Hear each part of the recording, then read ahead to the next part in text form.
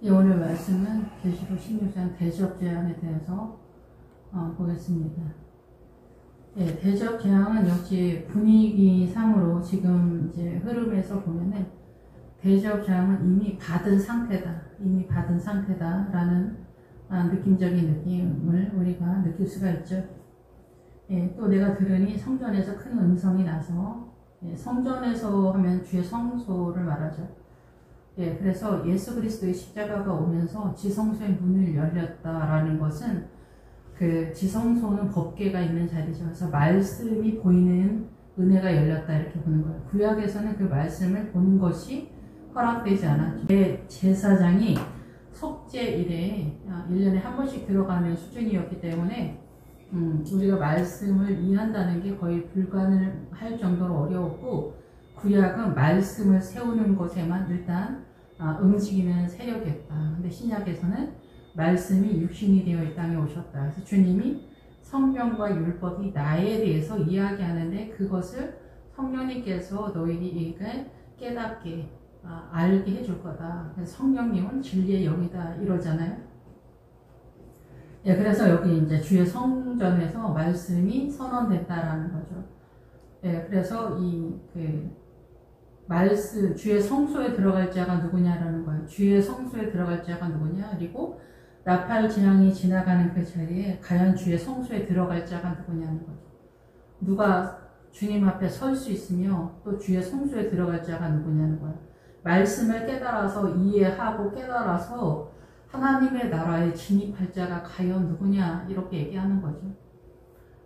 그런데 제가 깨닫기는 이 요한계시록 16장의 대적재앙은 이미 우리가 선악과를 따먹으면서 이미 사단의 그 통치권이 들어와 있는 상태를 말하는 거고, 그게 계속 유지 보존되고 있고 더 심화되어지는 그런 상태다 이렇게 볼 수가 있습니다.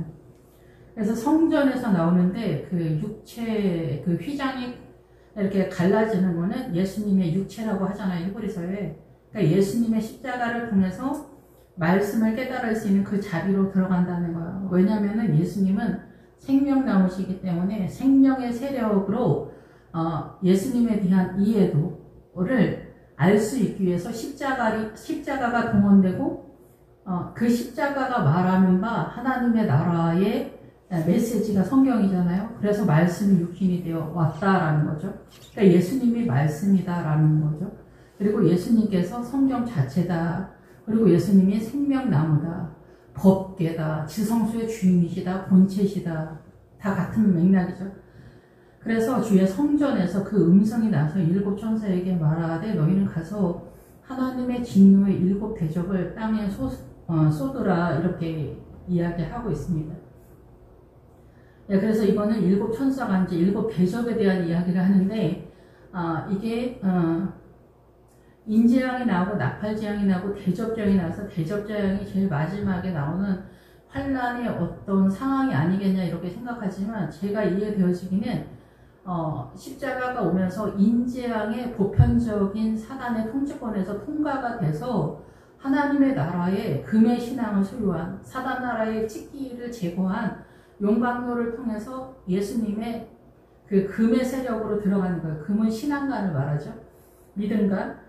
그걸로 들어간 사람이 7장에서 인을 맞는 거죠. 주님의 인을 맞는 거고, 그런 다음에 이제 나팔재앙에 있어서 더 심화된 사단 나라의 미혹의 세력을 깨닫는 거예요. 그게 이제 전체적인 개념으로 사상과 이념이라는 거예요. 그래서 강도는 혁명가란 뜻이에요. 강도가 그러니까 혁명가가 말하는 게 사상과 이념의 고급함을 이야기하잖아요. 그래서 그 사단 나라의 그 사상과 이념의 고급함이 훨씬 더 문둥병이다라는 것에 대한 증언을 하고 있는 거예요. 그거에 미혹이 된다는 거예요. 그러니까 일반 개인적인 어떤 삶에 있어서 미혹은 뭐 말할 것도 없고, 우리가 최고로 생각하는 사상과 이념 속에서도 그것이 이제 레이기에서 말하는 문둥병의 최고 지존이다는 거예요. 그래서 여기서도 첫 번째 대적재앙에 쏟아지는 것이 그 문둥병의 세력에 대한 이야기를 하는 거거든요. 그래서 여기서 이제 문둥병에 대한 세력을 얘기하는데, 제가 깨닫기는 이거는 창세기 3장에서 우리가 선악과를 따먹고 사단의 통치권 속으로 들어온 그것이 계속 유지되었고 더 심화되었던 그런 상태다, 이렇게 볼 수가 있습니다.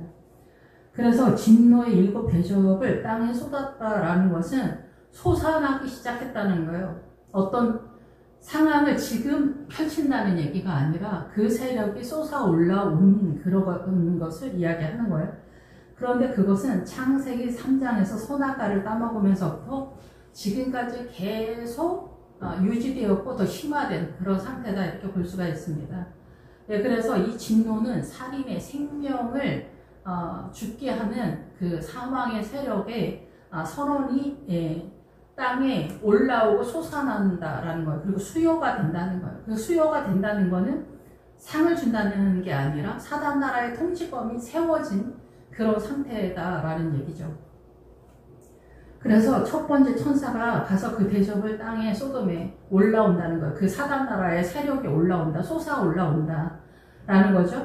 짐승의 표를 받은 사람과 그 우상에게 경배하는 자들에게 악하고 독한 종기가 나더라.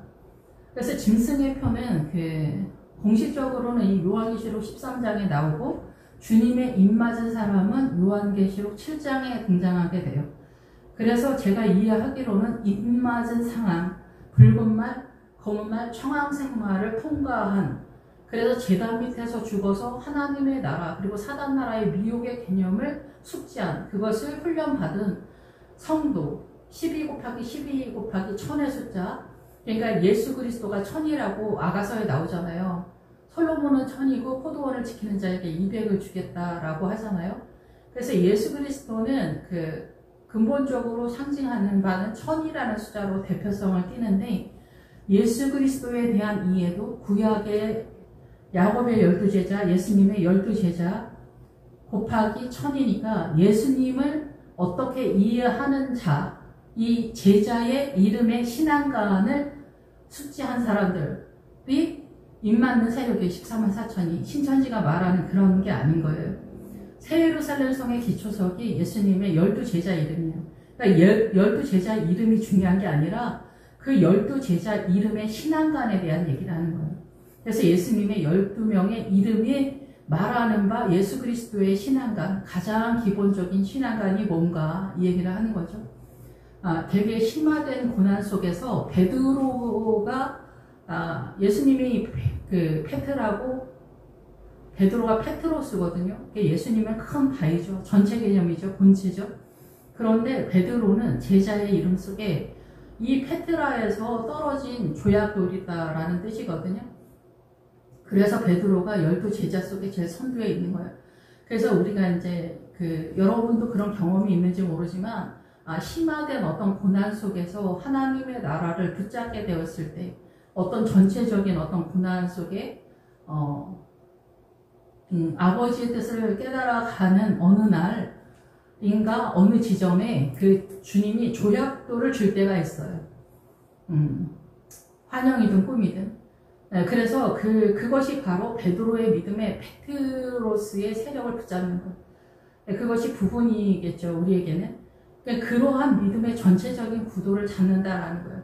그것이 이제 성도는 이 계시록 7장에서 고난을 통해서 그리고 거무말에서는 말씀을 잡는 것을 얘기하는 거예요.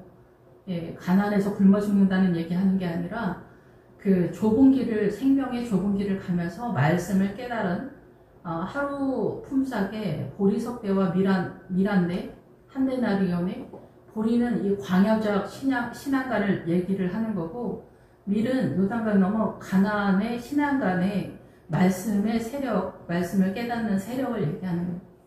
그러니까 반드시 일용할 양식, 영의 양식을 자기 삶 가운데 날마다 먹어야 된다라는 거죠. 예, 그래서 7장에서 인을 맞는데, 사단 나라에 인 맞는 것의 마지막 그 사단의 도장 찍는 표는 13장에서 등장을 하게 되죠. 예, 그래서 우리가 이제 보통은 이제 베리칩이 짐승의 표가 아니냐, 이렇게 이야기하기도 합니다. 근데 이 짐승의 표의 기본 어근은 뭐냐면은 돈 속에 있는 금이라는 뜻이에요. 돈 속에 있는 금, 기본 어근의 사전적 용어로. 이 얘기는 뭐냐면은 돈이 곧 우리의 우상이다라는 거예요. 그래서 돈은 우리가 24시간 풀가동으로 인사불상으로 뛰는 거죠. 술 먹어서가 아니라 우리 인생 전체에 마지막 인생이 끝나는 할아버지 할머니들이 마지막 호흡을 하는 데까지 돈 타령을 하다가 죽는 거예요. 어떠한 이유든 어떠한 정당성이든 간에 이 돈의 파워가 그렇게 어마어마하기 때문에 주님이 돈과 하나님을 겸하여 섬길 수 없다라고 할 정도로 주님이 맞수가 될 정도로 신앙적 대상이 된다는 거예요, 돈이. 근데 그런 내용으로서 이 짐승의 표를 받는다는 거예요, 우리가. 그래서 돈도 그렇지만 여자 쫓아다니는 사람, 일평생 바람 피우는 사람, 일평생 남자 쫓아다니는 여자, 일평생 외모를 가꾸는 남자, 일평생 옷 타령하는 남자, 여자, 일평생 권력 타령하는 남자, 여자, 학력 타령하는 여자, 남자. 그러니까 이 세상의 모든 것이 음란하지 않은 게 없는 거예요. 그래서 그러한 모든 것들을 추앙하다가 인생이 끝이 나는 거예요. 그것이 다 돈 속에 있는 금의 세력으로 우리 인생 전체를 이끄는 절대 세력이라는 거예요. 그런 것에 대한 이 사단 나라의 불가항력적인 사단 나라의 백성이다라는 도장을 계시록 13장에서 마무리를 한다라는 거예요. 그 얘기는 뭐냐면은 인재앙에서 통과하지 못한 사람들 전체 개념인 거예요. 예, 구원의 커트라인이 어딘지는 잘 모르겠어요. 뭐 자유하는 사람, 후궁의 믿음, 왕후의 믿음, 뭐 종의 믿음, 왕족의 믿음, 임금의 믿음, 장군의 믿음. 계시록에도 그렇지만 그 아가서에서도 그렇게 나와 있잖아요. 그렇지만 우리가 생각하는 것처럼 우리는 전체적으로 거의 대부분 광야에 있기 때문에 위험 부담을 갖고 있어요. 수준이 다 그 신녀는 무수하다 이러잖아요. 솔로몬의 아가서에서. 그러니까 종의 믿음은 지천이다라는 거예요. 그런데 이 종의 믿음이 계시록에서는 나팔재앙에서 어때요? 5달 동안 괴롭게 하였는데 죽음이 피한다. 십자가를 위해서 뛰는 것 같지만 종리는 그 십자가를 완결하지 못하고 나의 안전한 사단 나라의 평안함을 꿈꾸면서 십자가를 제단 밑에서 엉결하지 못하고 결국은 하나님의 의의를 이루지 못한다 라는 뜻이죠. 그래서 이 짐승의 표를 받는 사람들은 인재앙을 통과하지 못한 사람들이다 이렇게 볼 수가 있어요. 네, 그래서 신앙의 전체적인 것들을 다 받지 못한 사람들이다 라고 볼 수가 있는 거죠. 그래서 우상에게 경배한다. 그래서 우상은 닮았다라는 그런 뜻이에요. 그래서 대적재앙에서 나팔재앙에서 계속 그러잖아요. 뭐뭐와 같고 자줏빛과 같고 뭐 불빛과 같고 유황빛과 같고 뭐와 같고 뭐 짐승과 같아 보이고 뭐뭐와 같아 보이고 어린 양과 같아 보이고 막 이런 식으로 나오는데 이게 그리스도가 아니라 적그리스도의 형상이 그리스도처럼 보이는 그런 상태다라는 얘기예요. 그래서 우상은 닮았다라는 거예요. 우리가 생각하는 뭐 부처님 형상 이런 얘기를 하는 게 아니에요. 예, 부처님 형상까지도 헷갈린다면 뭐 얘기할 수가 없는 거죠. 그래서 이 우상은 닮았다라는 거고 내 자리를 내어준다는 거예요. 사단에게 내 생명의 그 존재, 생명의 가치를 사단한테 내어준다는 거예요. 이게 아합이 역대왕가복이 나올 때 그러거든요. 아합이 자기 생명을 팔았다 이렇게 나오거든요. 근데 우리는 자기의 생명을 이 사단 나라를 추앙하면서 일생 동안 가는 게 자기의 생명을 파는 거라고 생각 못하는 거죠. 인재앙에서도 마찬가지. 인생 전체가 이렇게 하나님의 나라를 위해서 달려가는 노선인데 인생 전체에서 배신이 나타나고 인생 전체에서 사단을 추앙하고 인생 전체에서 주님을 추앙하는 구도를 잡는다 이렇게 볼 수가 있습니다. 그래서 여기에서 우상에게 경배한다라는 것은 대한민국 사람이 대한민국에서 출세하고 명예와 권세, 돈, 부동산, 여자, 남자, 뭐 자식, 남편, 뭐 부모, 뭐 이런 모든 것에 있어서 애가 탄다 얘기해요. 그래서 거기에 잘 보이고 어떻게든 하든지 출세하고 성공하려고 애가 타고 뭐 이런 거 있잖아요. 피가 마르고 뼈가 마르는 이런. 그래서 우리의 고난은 주님 때문에 고난이 아니라 이 세상이 내 것이 되지 못하는 것을 우리는 그렇게 뼈가 마르고 피가 마르는 것으로 느낀다라는 거예요. 인간관계도 그렇고 돈에 대해서도 그렇고 고난의 전체적인 것에 있어서도 다 그렇다라는 거죠. 예, 우리는 주님을 잘 모르는 것 때문에 피가 마르고 뼈가 마르지 않아요. 세상 때문에 피가 마르고 뼈가 마르죠. 예, 그래서 이 세상을 갖지 못해서, 그래서 건강 염려증 이런 거, 자식 문제 이런 게 세상으로 내가 그렇게 이해하고 인식하고 욕심으로 바라보기 때문에 너무나 애가 타는 거예요. 이 세상을 너무나 열망하기 때문에. 그런 것 중에, 그런 것 속에 남편도 자식도 돈도 명예도 권세도 그렇게 동원되고 있는 거예요. 내 안에서 그렇게 인식하고 있는 거예요. 알든지 모르든지. 그래서 이 짐승의 편은, 계시록 13장에서 우리가 베리칩이다 이런 거 저런 거를 떠나서 이미 우리는 주님께로 내가 기울어져 있나, 사단 쪽으로 기울어져 있나, 그리고 인장에서 마무리를 하지 않으면은 죽기를 원해도 죽지 않기 때문에, 십자가에 재단에 떠서 죽지 않기 때문에 결국은 어때요? 사단 나라의 대한민국의 성공과 명예와 권세와 번영과 이런 걸 꿈꾸기 때문에 결국은 사단 나라로 진입한다. 결국 글로 끝난다. 그런 얘기를 하는 거예요. 전체적인 개념에서 그런 거죠. 예, 그래서 경배하는 자들에게 악하고 독한 종기가 나더라. 악하고 독한 종기가 뭐냐면은, 악한 것은 뭐냐면 우리의 삶이 슬프고 탄식을 하고 억울해하고 아프고 이런 상태에 달하는 거예요. 그래서 일상의 삶의 고난이 심화된다 이런 뜻이에요. 네, 그리고 이 독한 종기는 뭐냐면은 자력으로 얻어내는 어떤 세계관, 그래서 나에게로 끌어당기는 내면의 힘, 선택하고 투표하고 직무를 하고 그런 뜻이에요. 전체적으로. 그래서 이 뜻이 전체적으로 뭐냐면은 여러분들이 이 악하고 독한 종기를 이해한다면은 정말 축복을 받은 사람이다 이렇게 볼 수가 있죠. 예, 이 악한 종기는 그래서 뭐냐면은 내 삶을 이 악한 종기로 세워간다는 거예요. 이게 뭐냐, 우리가 느낄 때는 악한 종기라고 생각하지 않고 자기를 고양시켜서 높이 올리는 거를 얘기하는 거예요. 이게 뱀의 세력이거든요. 창세기 3장에서.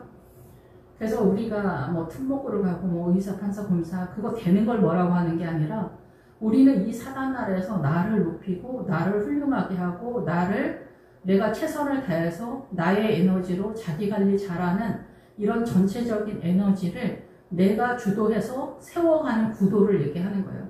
이게 뭐냐면은 사단이 우리 자신을, 인간을 완벽하게 속이는 거예요. 그래서 사단은 자기가 없는 듯이 우리를 조종을 하는 거예요. 그게 아모리 족속의 7 족속의 전체 개념인 거고, 우리의 사고가 내 사고가 아니라 사단의 사고라는 거가 아모리 족속인 거예요. 가나안의 아모리 족속.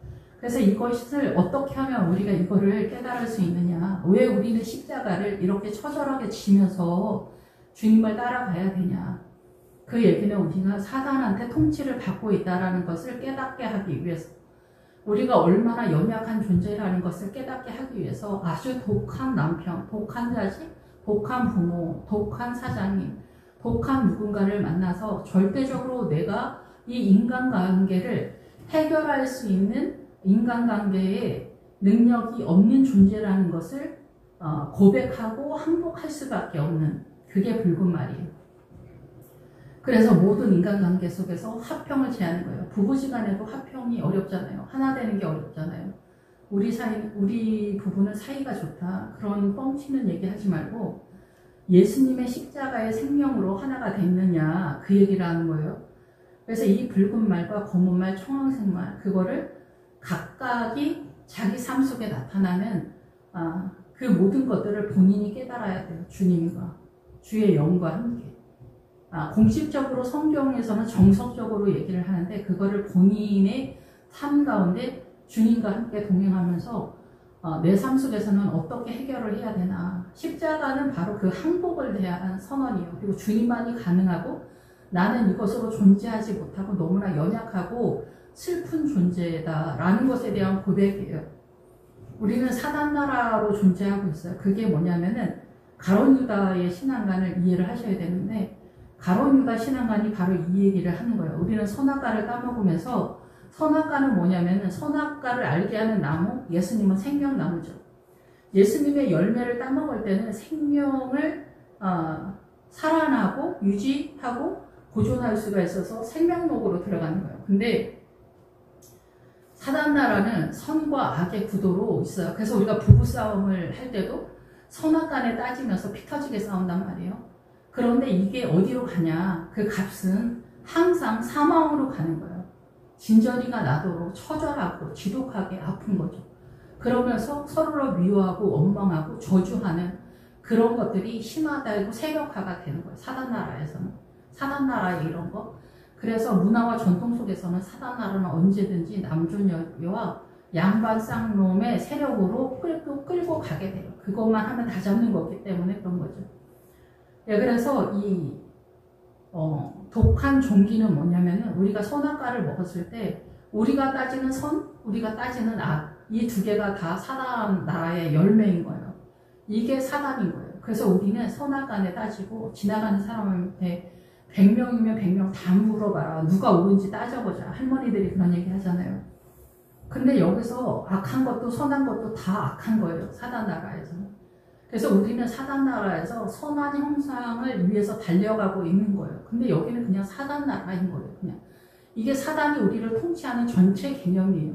주님의 나라는 주님이 통치하는 생명의 나라, 다른 나라예요. 이 사단 나라의 선의 개념이 하나님의 나라가 아니에요.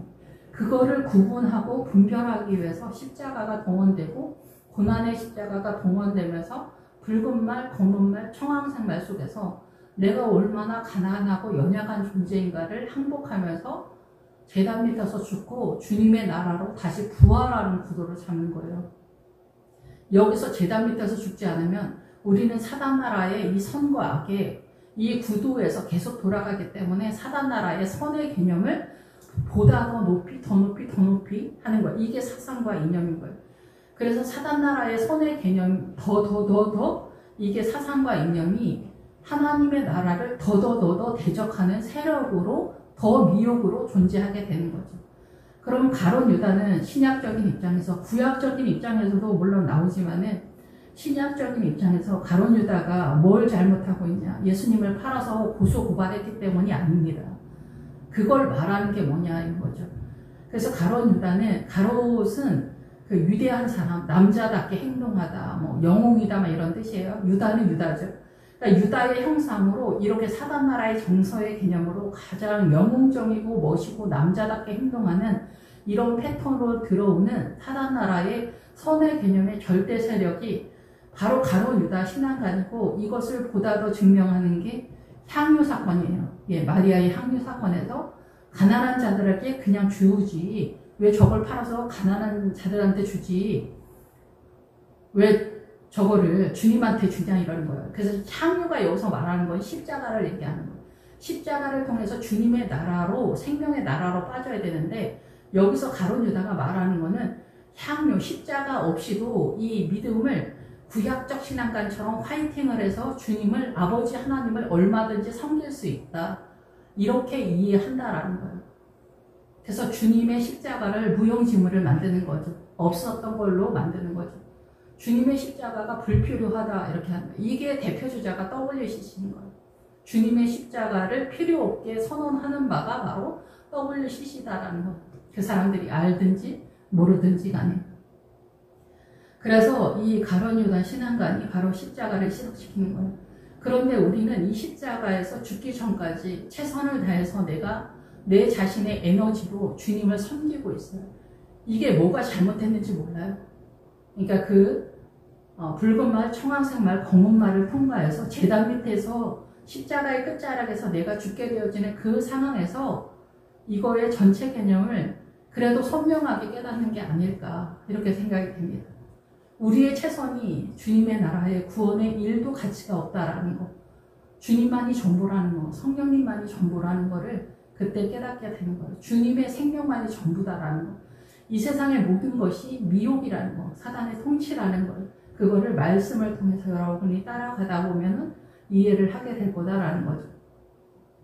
그래서 이 독한 종기는 뭐냐면은 자력으로 자기가 최선을 다하는 그 얘기를 하는 거예요. 여기서 우리가 바람 피우고 도둑질하고 거짓말하는 그런 얘기, 그런 허접하고 천한 얘기를 하는 게 아니에요. 악한 종기는 가난해지고 3차 세계대전이 터져가지고 굶어 죽는다더라. 우리가 말하는 이 성경에 대한 이해도의 부족함 속에서 떠들어대는 유언비어 같은 얘기를 하는 게 아니에요. 우리가 최선을 다해서 하나님을 얼마든지 기쁘게 할 수 있다고 떠들어대는 얘기를 하는 거예요. 그러니까 우리의 최선이 하나님의 나라가 아니다라는 얘기예요.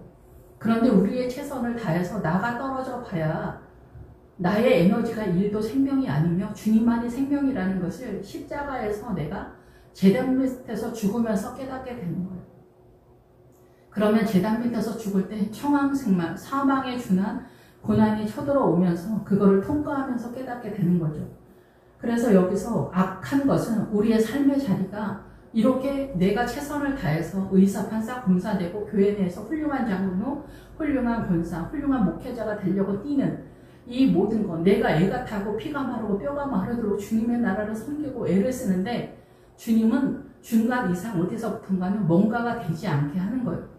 왜냐하면 너는 너의 에너지로서 난리 피우고 애가 타고 그렇게 하지 말라는 거예요. 그래서 우리가 동물 제사를 지낼 때, 번제나 속죄 제물을 드릴 때 주님이 기뻐하는 건 뭐냐면은 너의 에너지를 내놓으라는 거예요. 네가 애쓰지 말라는 거예요. 너의 그 기름을 달라는 거예요. 옛날에는 제가 그거 레위기를 보면서는 주님의 나라, 하나님께 속한 것만 받으시는 건가?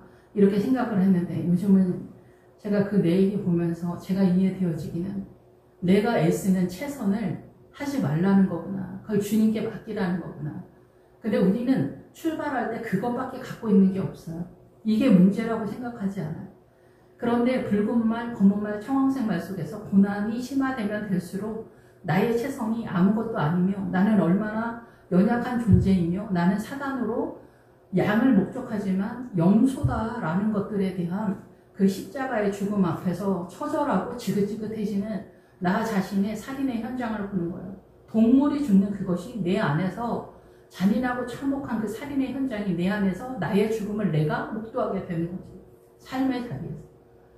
예, 이것을 통과해서 주님 나라로 그래야 인을 맞는 거예요. 그렇지 않으면 우리는 나 자신을 괴롭게 하면서 여전도 회장, 뭐 10의 1조 아니면 헌금, 목회 일을 하면서 전도사 일을 하며 부모 일을 하면서도 세상적으로 안전한 어떤 탈출구를, 피난처를 내가 인간적으로 세워놓으면서 간다면은 우리는 십자가의 제단에 떠서 내가 죽지 않으며 주님의 인을 맞지 못하는 상황이 되는 거면서 요한계시록 13장에서 여차하면은 사단에게 표를 받는 인 맞는 상황이 벌어진다라는 거예요.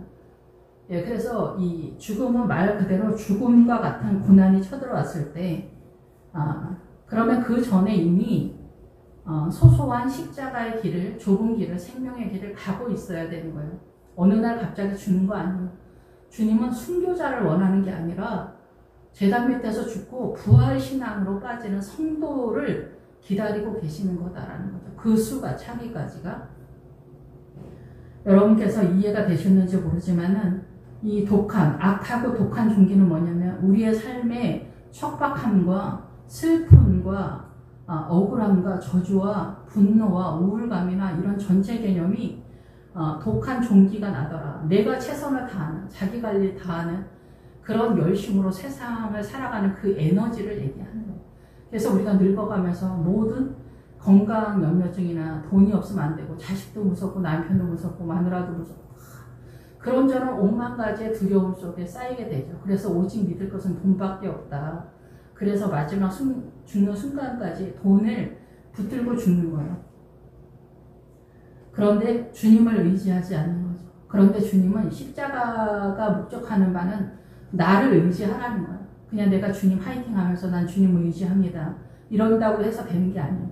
나의 영혼 속에 이런 사단나라의 미혹의 정서가, 미혹의 사단나라의 이 질서의 개념, 이 문화와 전통 사상과 이념 속에 있는 사단나라의 모든 이런 미혹의 세력을 빼내고 말씀으로 어떻게 생명으로 존재하는가를 깨닫는 그것만이 소재로 하나님 아버지께 바쳐진다라는 거예요.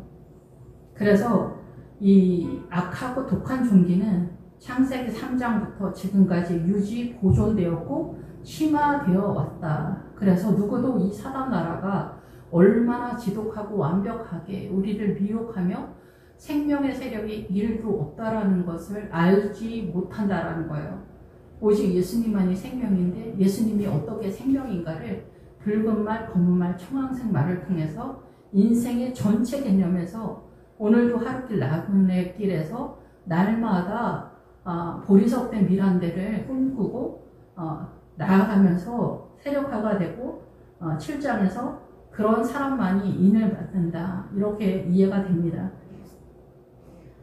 예, 그래서 우리가 뭐 불교 신자도 아니고 무당하지만 찾아가지 않아도 우리는 너무나 완벽하게 사단 나라를 꿈꾸고 있다라는 거예요. 우상에게 경배하고 있다는 거예요.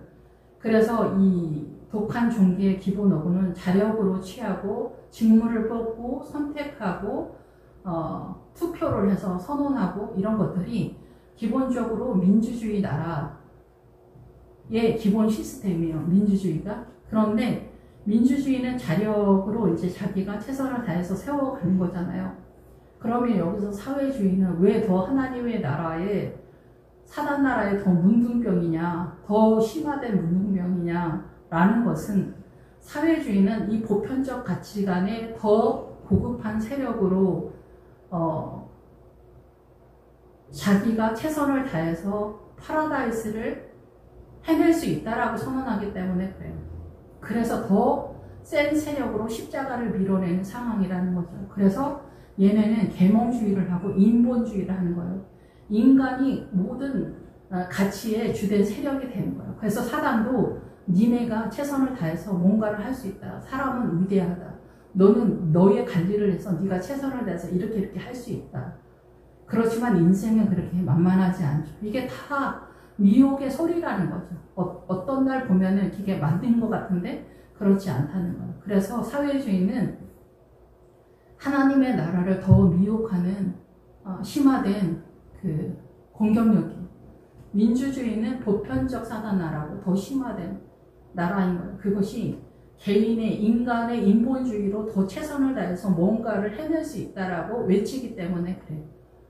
예, 이것이 죄라고 말하는 거예요. 이것이 사단 나라라고 말하는 거예요. 이것을 여러분이 깨닫지 못한다면은 그냥 사단 나라에서 쭉 가는 거예요. 이거를 깨닫기 위해서 인재앙이 동원되고 있는 거예요. 나팔지향은 그거에 대해서 더 심화되어진 세력에 대한 얘기를 하는 거죠. 예, 그렇게 되었을 때 우리가 선악과를 먹고 사단의 통치권에 들어온 가장 근원적인 게 남존여비잖아요. 남편의 수하에 들어가라. 이게 사단 나라의 통치권의 질서다라는 거예요. 그것을 십자가가 해결해 놨는데 지금 누구도 그것을 믿음 안에서 허락하는 이가 없다라는 거죠. 남존여비, 남자가 대표성을 띈다. 우리의 믿음은 다 그래서 종의 믿음인 거예요. 사단 나라에 묶인 바 되어진 그 가치관을 그대로 갖고 있지, 십자가가 자유라고 하지만 그 자유의 믿음을 선언하는 바 그 세력으로 들어가고자 하는 자가 없다라는 거죠. 예, 그래서 우리의 삶이 이렇게 사단 나라의 보편적 자기가 최선을 다해서 이 세상을 얻고자 뛰어가는 그 개념이다라는 거죠. 둘째 천사가 그 대접을 바다에 쏟음에 바다가 그 죽은 자의 피같이 되니 바다 가운데 모든 생명이 죽더라. 2절까지만 하겠습니다. 이 얘기는 뭐냐면은 바다에 쏟은 죽은 자의 피같이 되었다. 그래서 선악과를 따먹으면서 이 선악과 자체부터가 미혹인 거죠. 그러니까 부부싸움을 할 때 선악과에 따지는 것부터가 미혹이다라는 거예요. 그러면 아무렇게나 해도 괜찮냐? 그건 아니지만 생명의 법이 어떻게 흘러가는지 여러분이 알지 못하잖아요. 이게 잘 안 보이고 알려져도 모르지만 그런 상태인데, 계시록 17장에 음녀가 앉아있는 물은 백성과 무리와 열국과 방언이라고 하잖아요. 그래서 그거 물의 개념의 큰 개념이 바다잖아요. 그래서 하나님의 나라의 생명의 말씀, 하나님 나라의 생명의 세력이 사단 나라의 선악과를 먹음으로 인해서 사단 나라의 피의 세력, 사망의 세력으로 전환이 됐다 이 얘기를 하는 거예요.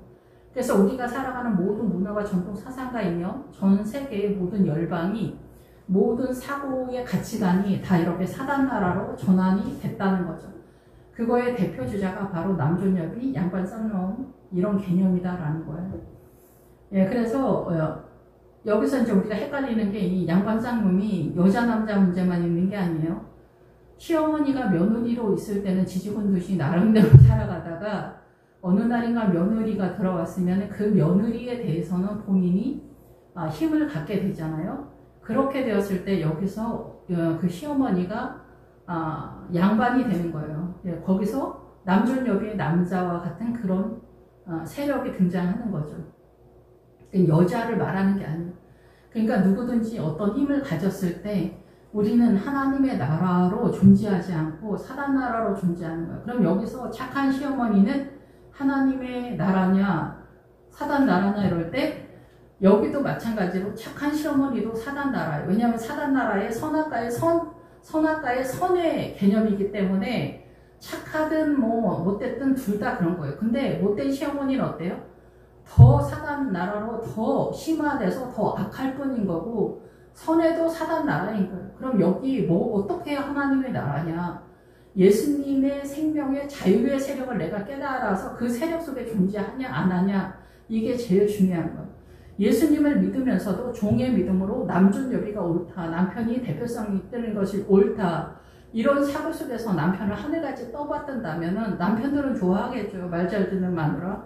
근데 이거는 종의 믿음이다라는 거죠. 여기서는 십자가가 동원되는 게 아니다라는 거예요.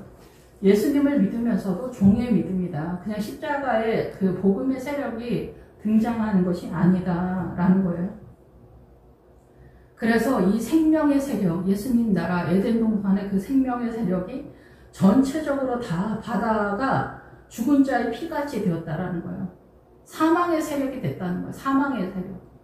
예, 그래서 자기 죄를 깨닫는 게 그래서 어려워. 남자들은 특히 자기 죄를 깨닫는 게 더 어렵대. 말을 안 들어먹는다. 마누라하고 자식들이 말을 안 들어먹는다. 이게 원통하다 이렇게 생각을 하거든요. 그런데 아내한테 생명으로 어떻게 돼야 되냐 이런 걸 얘기한다는 거는 꿈을 꾸듯이 존재하지 않는 것 같은 나라이기 때문에 그래요. 그래서 하나님의 나라는 누가 설 것이냐, 누가 성소에 들어갈 거냐. 깨닫지도 못하고 알지도 못하고 설명해줘도 받아들이지도 않고 믿음의 사람이 과연 누구냐는 거죠. 예. 그래서 WCC는 이런 어지러움을 예수 믿는 사람들이 사단 나라 쪽에서 화이팅하는 거예요. 우리 보편적인 삶 속에서도 진리를 찾아 헤매는 그리고 그 진리를 만난 자가 누구냐. 과연 누가 설 것이냐. 누가 주의 성소에 들어갈 거냐. 근데 주님은 이 대적 재앙이 끝났을 때 여기 전체의 개념을 분별을 하게 되었을 때 바로 주의 성소에 들어갈 수 있다는 거예요. 이 전체적인 말씀이 육신이 되어 말씀의 세력을 깨닫는 자가 들어가는 거죠. 그래서 피같이 된다는 거예요. 바다 가운데 모든 생물이 죽더라. 여기 물고기 다 죽는다는 얘기를 여기다 써놨을까요? 바다가 오염돼서? 그런 얘기 하는 게 아닙니다. 이 세상 바다는 뭐예요? 사단 나라의 하나님의 말씀의 생명수가 사단 나라의 물의 사망의 세력으로 전환이 됐다는 거예요. 그게 뭐냐면 이성적 사고인 거예요. 인재앙에서 벌써 이성적 사고로 목회자들이 전환이 된 것으로 사망이 선언되고 이미 있죠. 나팔재앙에서 더 심화되었고 대접재앙에선 그거를 완전히 확인시키는 상황인 거예요. 그래서 여기서 죽은 자의 피같이 되니 바다 가운데 모든 생물이 죽더라. 모든 백성과 열국과 방언이 다 죽었다. 음녀가 앉아있는 물의 세력이 됐다라는 거예요. 우리의 이성적 사고의 선악과의 선의 개념으로 화이팅하는 가장 고급한 문화와 전통 사상가이며 신념, 가치관 이런 것이 강도라는 거예요.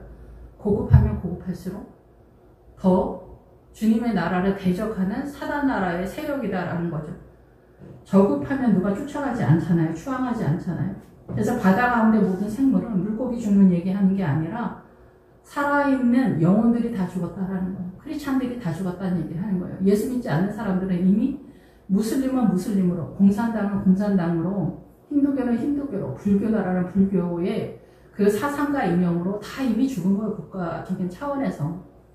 그 안에 몇 명의 크리스찬들이 자기 옷을, 흰 옷을 입고 다닌다면 다행이지만 그렇지 않으면 거의 99%는 다 이미 국가가 사단 나라의 종교일 때는 다 죽는 그런 상황이다. 예, 그리고 이스라엘도 어때요? 주의 영이 떠나면 사단의 해가 된다라고 계시록에 그러잖아요. 그러니까 주의 영에 대한 인지가 부족하면 전쟁은 지금 전혀 불가능한 상태다라는 얘기예요. 그래서 죽은 자의 피같이 되었다. 예, 세계 열방의 모든 크리스찬들이 살아있는 영혼들이 죽었다 얘기를 하는 거예요. 노아의 때와 같이 죽는 순간까지 깨닫지 못하는 그게 뭐냐면은 침수가 됐다는 거예요. 물에 침수가 됐다. 물은 뭐예요? 음료가 앉아있는 물. 이성적 사고가 뭐예요? 사단나라의 통치권이잖아요. 사단나라의 그 통치권의 사상과 이념. 이성적 사고. 이성적 사고의 선의 개념으로 다 죽었다라는 얘기를 하는 거예요. 창세기 3장 이후로 계속 지금까지.